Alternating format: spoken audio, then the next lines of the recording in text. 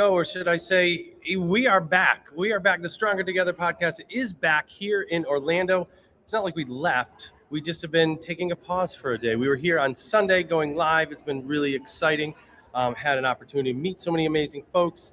Had a couple booth book signings with our team. Got to podcast with my co-host, Nick.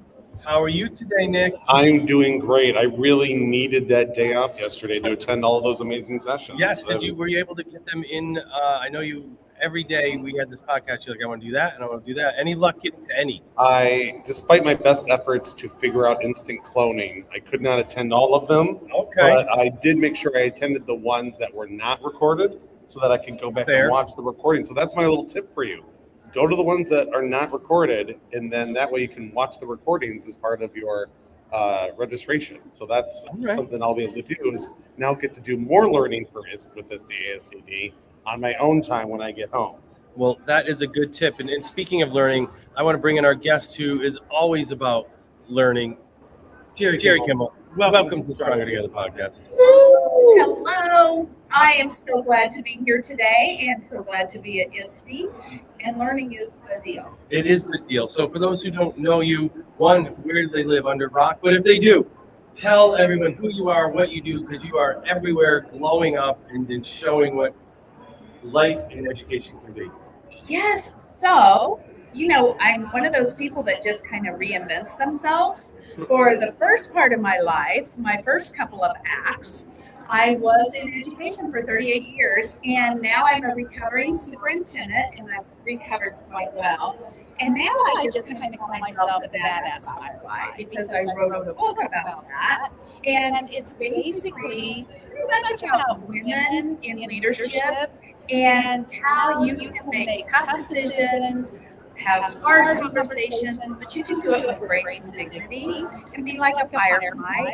And the firefly piece I love the best because women that are lighting up other women, lighting up the way for others, and it's not just women, it's men as well. Those people, when they walk in the room, they light it up and they help others to move forward. So that's kind of what I've been up to lately. And I also work for ClassLink, which I love. So I just got off of booth duty there. All right. That's exciting. Yes. I love the speaking to female leadership because I think early in my career, I've got over 20 years in the classroom, and I did not see very many female administrators who are in leadership. Right. And it's something that, for me, growing up as a teacher, maybe I didn't notice right away. Right. But then you start to become clear when you start to go to conferences like these, and you start to see all these, you go, I work with primarily all women, and yet, why don't I see these women in the leadership positions, right? Like, that's right. In education, it's a huge disparity. So, as a woman who's gone to a superintendent level, like, what did you notice, or how does that impact you as someone who maybe wanted to do that? Like, how do you get to there when almost the system seems to say, no, you're good in the classroom? Right, yes. Well, I will say the thing that probably propelled me to keep going was great mentors. And women have a thing where we feel like we have to be given permission to do things. But they would tap me and say, Jerri, I think you'd be a great principal. Why don't you do that? And when someone told me that, then I believed in myself. Which is interesting. Mm-hmm. Sometimes we don't see it in ourselves. But also, it takes a lot of courage. I would be at meetings, superintendent meetings in particular, and it was all men at the table, and I would be the only woman. And for the first part of it, I really had imposter syndrome. I thought, I shouldn't be here. I'm afraid to take up space. I tried to just kind of shrink. And then the more I listened to the conversations, I thought to myself, I know just as much about these topics and about kids and education as the other leaders do. And I feel that my background had counseling involved with it too. Oh, that's excellent. Okay. So I felt like I had things that I could give. So I just started saying, Jerri, you got to be brave. Just step out there and do it. And so I did. Well, that's such great advice for everyone, right? In your education career. And I can say at School AI, so being in ed tech now, like there is this perceived disparity of men and women too. Yes, like, in absolutely. these positions. Same thing. And I am so blessed. So this is a shout out to my managers, Lindsay, Karen, Sarah. I am so lucky to work with these badass women that you're talking about, that are just dedicated and passionate. And I know like work twice as hard to dispel this narrative of, shrinking flower or things like that, right? Like, I'm so very lucky to be at a company that recognizes strong women in leadership and positions them in an opportunity. Places like our chief revenue officer, she's amazing. Like this is the thing that you don't see across the ed tech field because there is this belief that we don't have the opportunity to do it. And like you said, someone has to tap you. So listening to them talk about how they were mentored, it's exactly, I just freaked out because like, it's literally what you said. It's, I think you can do that. And now for them to say to me, Nick, I think you can do that, makes me go, okay, if you think I can do it, like I can do it. And how powerful that is, whether it's in the classroom or in the ed tech space. And it's such a good message for all of us to be looking out at those educators that we see, that we can notice and let them know how we notice their potential for leadership to move forward. Because education, we have had less people going into education. And so if we can, if we can tap people and say, I think we can do this, and how can I mentor you? And it can be so many different ways you can mentor someone. You can ask them to be on a project with you. You can talk about them in spaces where they are not and mention what they're doing and the genius work that they're doing.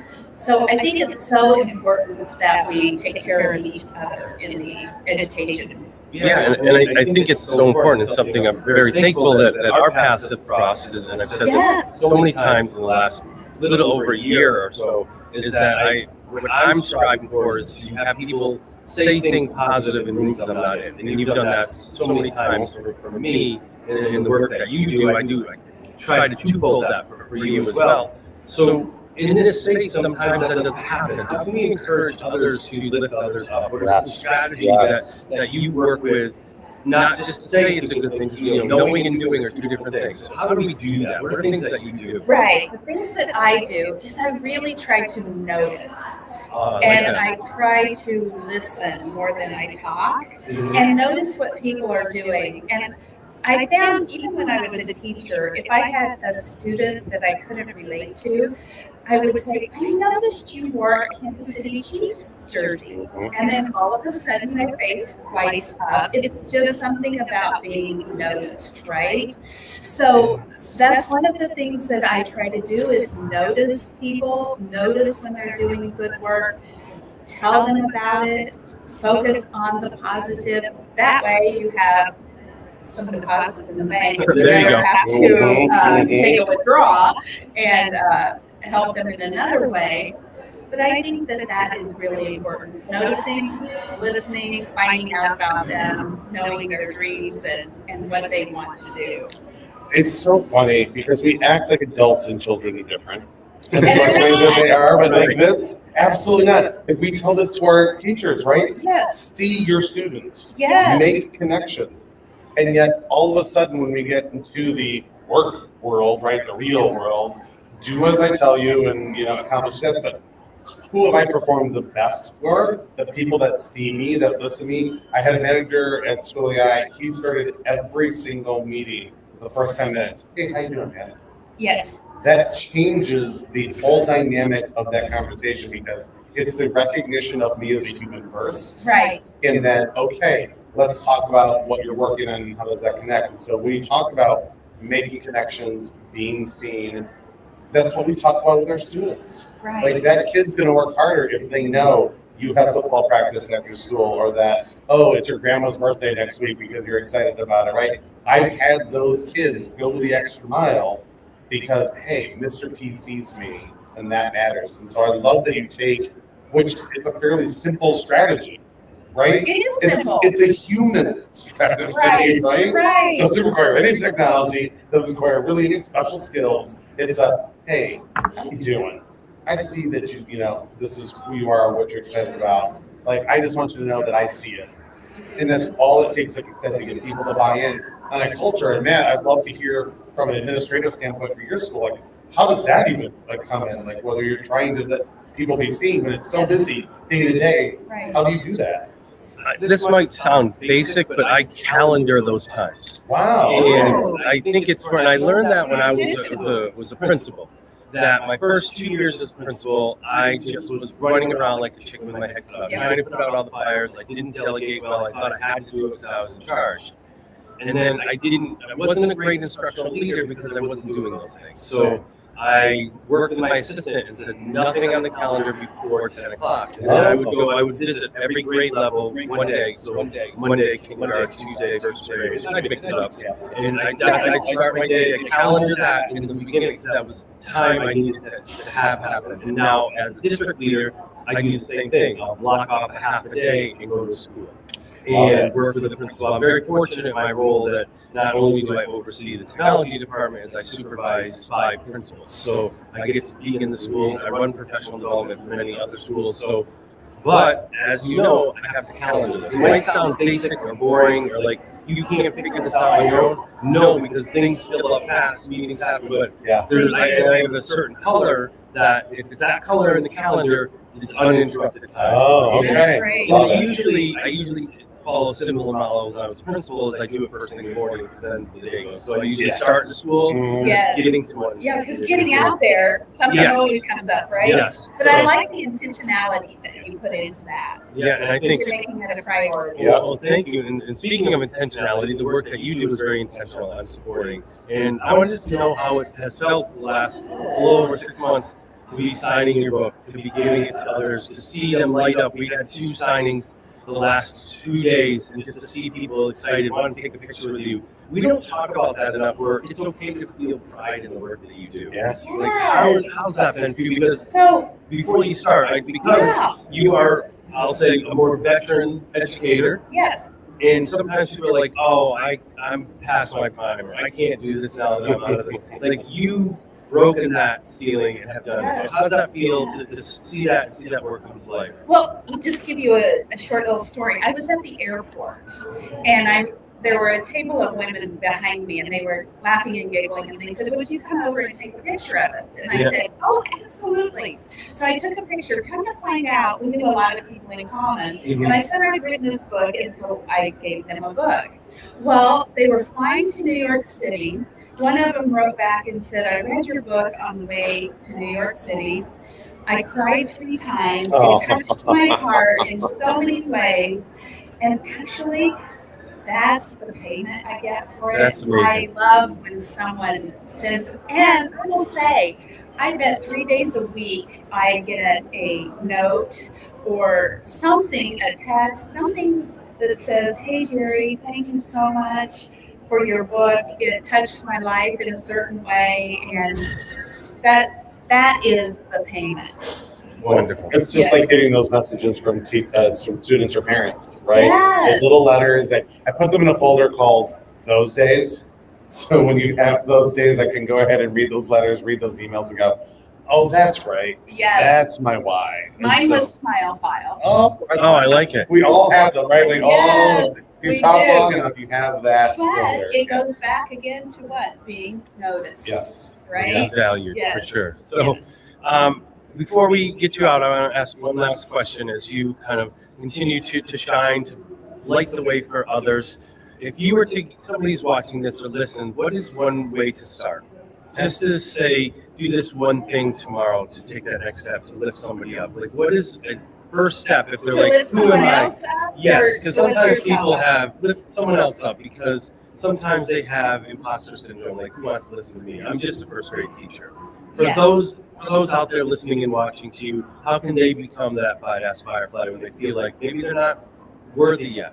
Yeah. So one of the things I do quite often is I'll be thinking about a group of people, and I just say, I'm going to take a minute and text them and let them know what they have meant to me and how they have lifted me, and just send them a positive text. Within minutes, they're all texting back and That's so amazing. excited about it. And so, again, I didn't know that this was all going to come back to noticing. Yeah. But again, it does. It comes back to noticing. Try to send just little texts, emails, anything to let people Wonderful. know that you care about them. I think that's the best thing. And then as far as the imposter syndrome, I have learned that when you walk in a room, look at where the wall meets the ceiling, walk in with your head high, and know that you are meant to be there. There's a reason you're there. And take up your space, say what you need to say. But for me, it's always about saying it with grace and dignity. That's important to me. So just know that there's a reason you're there and be there. Wonderful. Well, thank you so much for spending time. It has been wonderful to see you It these was past so few days. fun. And keep up the amazing work and spreading that light for others. Thank And you. for all of you out there listening or watching, make sure to continue. We're going to be here for the next 2 hours, giving you the voices of ISTE. Amazing people coming up. Stay tuned. Nick, you going to stick around? Absolutely going to stick All right, around. You Nick's can drag gonna me be away. here, everybody. So, Jerri, thank you so much. Thank you.